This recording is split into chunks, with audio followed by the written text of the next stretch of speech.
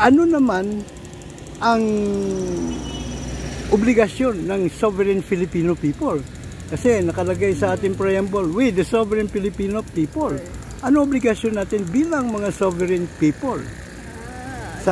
Ayon sa natutunan mo sa eskwelahan, ma'am?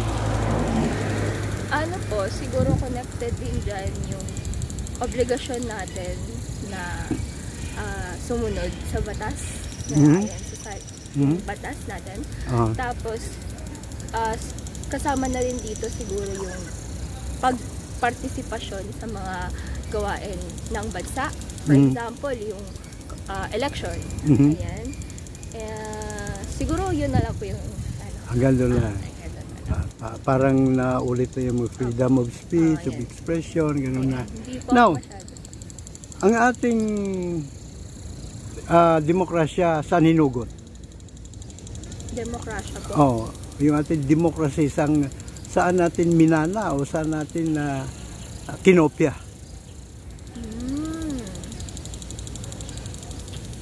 Hindi ko po sigurado kasi ang alam ko lang, pagkakaalala ko lang po yung transition natin sa pananakop ng American. Tapos nag-shift siya sa tatayo na tayo sa sarili natin. Naging independent na tayo. So sa Amerika, hinugot ang demokrasya. Now sa Amerika, ma'am, ang pangunahing kapangyarihan ng mga American people ay bilang mga juror. Sila ang humusga sa lahat ng kaso ng korupsyon, human rights violations, land grabbing at iba pa sa lahat ng korte. So, yun ang pangunahing obligasyon nating mga sovereign Filipino people dapat. Pero, pinagkait sa atin, di ba? So, tanong ko sa iyo, ma'am. Areglado ba sa iyo na ipairal sa bansa ang jury justice system katulad ng sa Amerika para mapanagot ang mga salot na kurakot?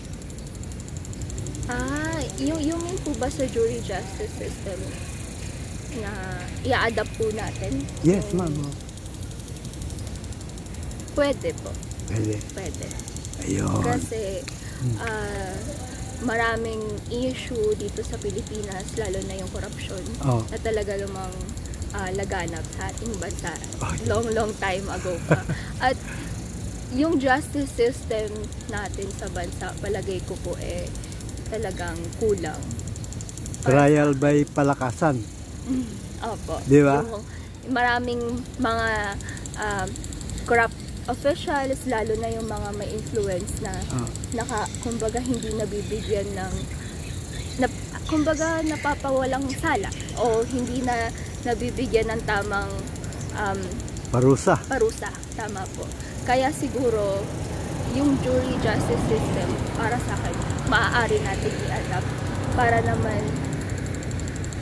somehow masolusyonan yung ganun, kasi isa naman talaga sa dahilan kung bakit hindi umunlad yung bansa natin dahil naman talaga sa mga ganyang uri ng problema. Thank you very much, ma'am. Napakaganda ng pananaw mo na yan. Mabuhay ka. Lawyer po kayo? Ha? Lawyer po kayo? No, paralegal lang. Researcher lang ako. So, kayo din, hinikayat ko na mag-research and then, suportahan ang juror revolution ang tawag ko doon. Pagpairal ng jury justice system sa ating.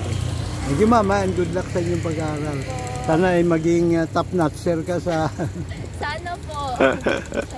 Sige po, ma'am.